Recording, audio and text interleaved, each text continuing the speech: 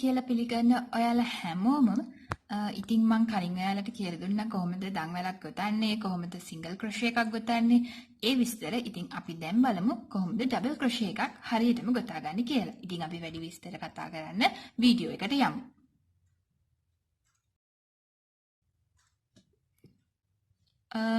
ඉස්සෙල්ලයින්ම අපි මම කියලා දුන්න කලින් ඔයාලට ඒ වගේ දන්වැලක් ගොතාගෙන ඩබල් ක්‍රොෂේ එකේදී අපි ඉස්සෙල්ලයින්ම කට්ට මම සිංගල් ක්‍රොෂේ එකේදී ඔයාලට කියලා දුන්නා මේ විදිහට කට්ට ඇතුළට දාන්න ඕනේ කියලා. ඉතින් ඔයාලා ඒ වීඩියෝ එක බැලුවේ නැත්නම් මම පහළ ඩිස්ක්‍රිප්ෂන් එකේ දාන්නම්. ඔයාලා ඒ ලින්ක් එක බලන්න. ඉතින් ඩබල් ක්‍රොෂේ එකේදී අපි කෙලින්ම කට්ට මෙහෙම දාන්නේ නැහැ. මෙන්න මේ වගේ පටලවගෙන තමයි දන්වැල ඇතුලින් දාන්නේ. දන්වැල ඇතුලින් දාලා මෙන්න මේ නූල මෙන්න මෙහෙම ඇතුලින් ඇදලා ගන්න ඕනේ. එතකොට මේ කට්ටේ ලූප් 3ක් තියෙනවා ඔයාලට පේනවා ඇති. මේ ලූප් 3 ඉස්සෙල්ලයින්ම මෙහෙම ඇතුලින් අරගෙන දන්වැල් දෙකක් අයින් කරලා දන්වැල් දෙකක් ලූප් එකට එන විදිහට ගන්න ඕන. ආයෙත් මේ විදිහට නූල අරගෙන මෙන්න මෙහෙම ගන්න ඕන. ඒක තමයි ඩබල් ක්‍රොෂේ එකක් කියලා කියන්නේ. ආයෙත් අපි බලමු මෙන්න මෙහෙම කට්ට මෙහෙම දාන්න කලින් පටලවගෙන මෙන්න මෙහෙම දන්වැල ඇතුලෙන් දාලා මේ නූල ඇදලා අරගන්න ඕන. අරගත්තාම කට්ටේ ලූප් 3ක් තියෙනවා. ඒ ලූප් 3න් දෙකක් නූලක් ඇදලා අරගෙන අයින් කරලා දාන්න. එතකොට කට්ටේ ලූප් දෙකක් තියෙනවා. ඒ ලූප් දෙක මෙන්න මෙහෙම නූලක් ඇදලා අරගෙන අයින් කරලා දාන්න ඕන. ආයෙත් එකක් බලමු. මෙන්න මෙහෙම නූල පටලවලා අරගෙන දන්වැල ඇතුලෙන් දාලා මේ වගේ නූලක් මෙන්න මෙහෙම ඇදලා අරගෙන එතකොට ලූප් 3ක් තියෙනවා. මේ ලූප් 3න් නූලක් ඇදලා අරගෙන ලූප් දෙකක් අයින් කරනවා. එතකොට ආයෙ කට්ටේ ලූප් දෙකක් තියෙනවා.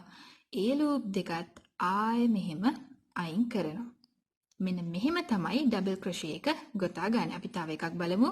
කට්ට ඇතුළට දාන්න කලින් මෙන්න මෙහෙම පටලවලා මෙන්න මෙහෙම දන්වැල ඇතුලෙන් දාලා නූල මෙන්න මෙහෙම ඇදලා අර ගන්නවා. එතකොට කටුවේ ලූප් 3ක් තියෙනවා.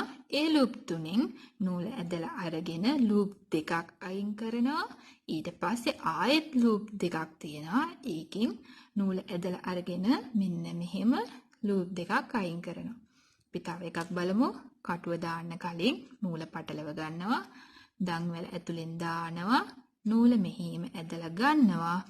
ලූප් 3ක් කටුවේ තියෙනවා. එතකොට ඒ ලූප් 3න් දෙකක් අයින් කරනවා. ආයෙ ලූප් දෙකක් කටුවේ ඉතුරු වෙනවා. ආයෙ නූල ඇදලා අරගෙන මෙන්න මෙහෙම අයින් කරනවා. ඔයාලට බලා ගන්න පුළුවන් දැන් ඩබල් ක්‍රොෂේ එක ලස්සනට ගෙතිලා තියෙනවා. ඒ විදිහට තමයි අපි ඉස්සරහා තියෙන ඔක්කොම ටික ගොතා ගන්නේ. ඔයාලා පුරුදු වුණාම ඔයාලට වේගෙන් ගොතන්න පුළුවන් වෙයි.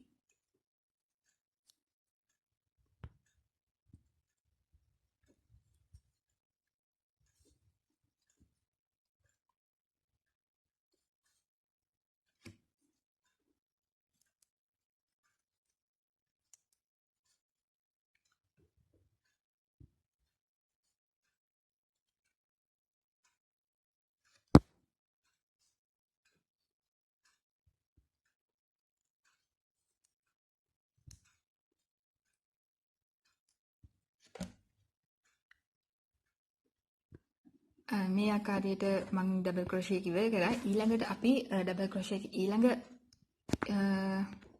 ටික ගොතා ගන්න කොහොමද කියලා. ඩබල් ක්‍රොෂේ එකක් ගොතද්දී අපි ඊළඟ පේලියට යන්න කලින් අනිවාර්යෙන් අපි දන්වැල් දෙකක් ගොතා ගන්නවා. නැත්තම් මේක මෙහෙම ගොටු ගැහෙන්න බලනවා. ඒ හින්දා අපි දන්වැල් දෙකක් ගොතාගෙන තමයි ඊළඟ පිරවිල්ලට යන්නේ. ආයෙත් පුරුදු විදිහටම මේ දන්වැල් දෙක ගොතා ගන්න එක විතරයි විශේෂ දෙයකට තියෙන්නේ. ඊළඟට අපි කටුව වටේට නූල ඔතලා මේ දන්වැල ඇතුලෙන් දාලා ගන්නවා. ලූප් 3ක් තියෙනවා. අයින් කරනවා. ලූප් දෙකක් තියෙනවා. ඒ දෙකත් අයින් කරනවා. දන්වැල පටලවනවා. දන්වැලට දානවා. මෙහෙම ගන්නවා. ලූප් 3න් දෙකක් අයින් කරනවා. ඊළඟ දෙකත් අයින් කරනවා. මේ කලින් විදිහටමයි මේ විදිහට දිගටම යනවා. ඊළඟට තුන්වෙනි එකට යද්දි ආයෙත් මේ කලින් කළා වගේ දන්වැල් දෙකක් ගොතාගෙන තමයි ඊළඟ මේකට යන්නේ. මම ඔයාලට මේ විදිහටම කලින් ගොතාගත් එකක් පෙන්වන්න ගොතාගත්තා. මෙන්න මේ වගේ ඔයාලට ගොතා ගන්න පුළුවන් දිගටම. ඉතින් මේ වගේ දිගටම පුරුදු වුණොත් ඔයාලට මේ වගේ ලස්සනට පැහැදිලිව ගොතා ගන්න පුළුවන් වෙයි.